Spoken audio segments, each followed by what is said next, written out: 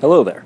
We're going to practice some of the fundamentals of coordinate geometry regarding 2 points, finding the slope between them, the equation of the line, distance, and midpoint. First thing, plot our 2 points.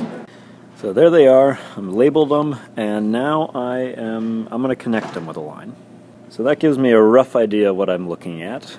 This line could continue on, so we could put the arrows in there to show that it keeps going. And I want to know the slope. So on top, I'm doing the change in y's, -3 minus 1, all over. There's nothing sacred about the order of this. You could have it as 1 minus a -3, or 1 plus 3 here, so you could switch the order, but if you switch it for one, you switch it for both. So I'm going to have lots of negatives. Get -4 over -16, and that reduces to positive 1/4. Now, when I calculate the equation, I do it a little bit differently. I imagine an arbitrary point out here, xy. I don't know its coordinates. Maybe it's here, maybe it's here, maybe it's way back there, but it's on this line. And I figure out the slope between the point xy and then one of these original points. So I'm using this point way back here, so I'm doing the change in y's. Y minus this -3 is going to become +3. And over the change in x is x minus a -5. And that's the slope between this point and xy, the arbitrary point out there.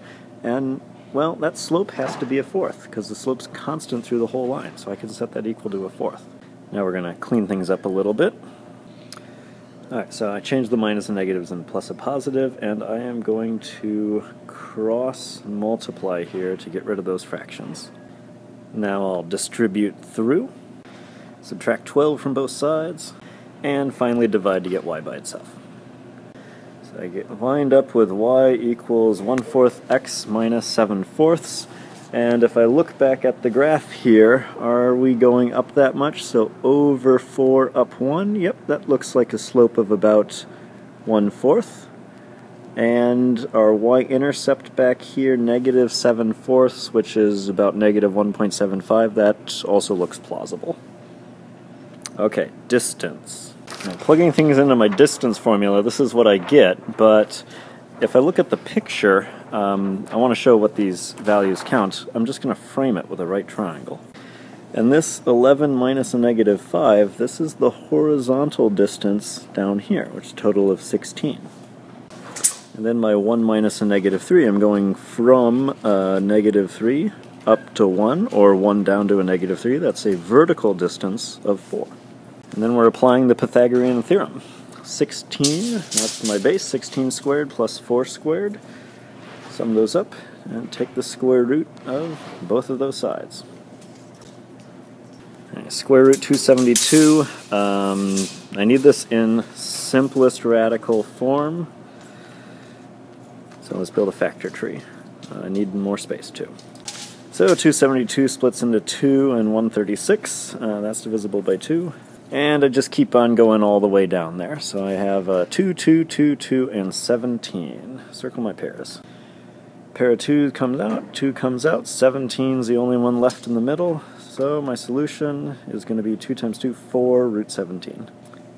Okay, on to the midpoint problem. Somewhere along here there's a point that's halfway between -5, -3, and 11, 1. And I'm going to figure out where it is. I'm going to split this distance of 16 in half, so they're going to go 8. And we're going to move up 8 from the -5. And move up 2 from the -3. So there's my midpoint there at 3, -1. That was one way to think about it, where I'm moving up half of this horizontal distance. Another way is to average the x's. -5 plus 11 is 6. Divide that all by 2, and I get 3. Then do the same for the y's. -3 plus 1, -2. Divide that, and I get -1. And voila, there's my midpoint. Character and scholarship for life.